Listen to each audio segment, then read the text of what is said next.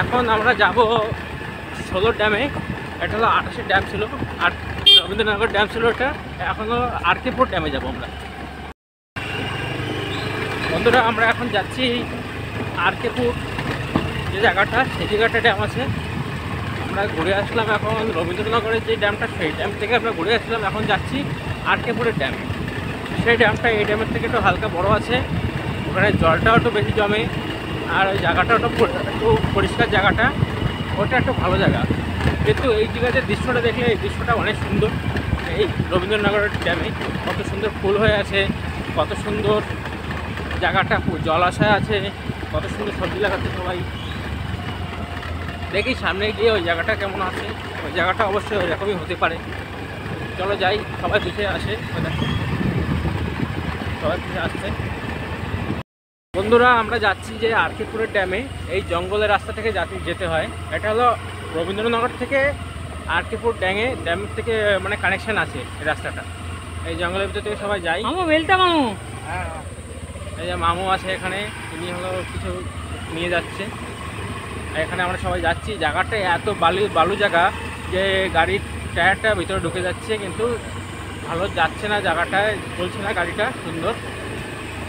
সবাই আসছে যে পিছিয়ে দেখো।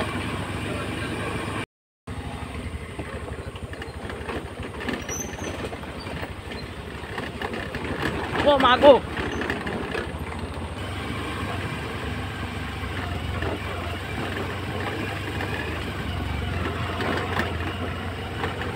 পাইছে মনে হয় জায়গায় এটা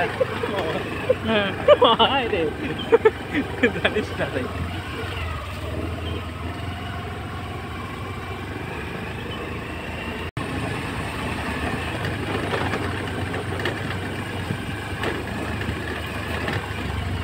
চলে আসলাম আরকেপুরের ড্যামে, সবাই চলে আসলাম। এই দেখো এই রাস্তা, আমরা রবীন্দ্রনগর যে রাস্তাটা আছে জঙ্গলের ভিতর থেকে, সেই রাস্তা থেকে বেরিয়ে চলে আসলাম। রাস্তাটা অনেক খারাপ, আর জঙ্গলের ভিতরে রাস্তা হলে আর সুন্দর জায়গাটা, যে যাবে সে ভালোই লাগবে জায়গাটায়। কিন্তু সামনে চলো, সামনে যে জায়গাটা আছে সেই জায়গাটা আমি দেখাই। অত্যন্ত সুন্দর জায়গাটা, গরুরা সব আছে, গরু ঘাস খাচ্ছে এখানে। জায়গাটা দেখো সবাই, বাহ क्या জায়গা है। বন্ধুরা এই জায়গাটা এত সুন্দর, যে আসবে, যে নিজের চোখে দেখবে, সে ভালোবাসায় পড়ে যাবে জায়গাটায়। এত সুন্দর জায়গা। এই ক্যামেরাটায় হয়তো আমি সেই সম্পূর্ণ দেখাতে পারছি না, কিন্তু এখানে এসে যে দেখবে সে বুঝতে পারবে জায়গাটা কেমন, কত সুন্দর জায়গা। পিছের জায়গাটা দেখো সবাই, এখানে কিছু জলাশয় জায়গাটা আছে, এখানে মাছও আছে।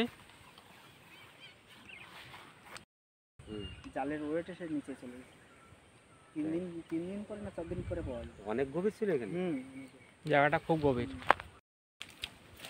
এই জায়গাটা আমরা কটা প্যারাক আর এখানে বড়ই গাছ আছে, বড়ই কটা খেতে আসছিলাম। কিছু কিছু বড়ই আছে, কিন্তু বড়ইগুলো বিশাল টক, ভীষণ টক। সেই যারা দাদু মামা মেশো সবাই বলতেছে এই টক, কেউ খেতে পারছে না।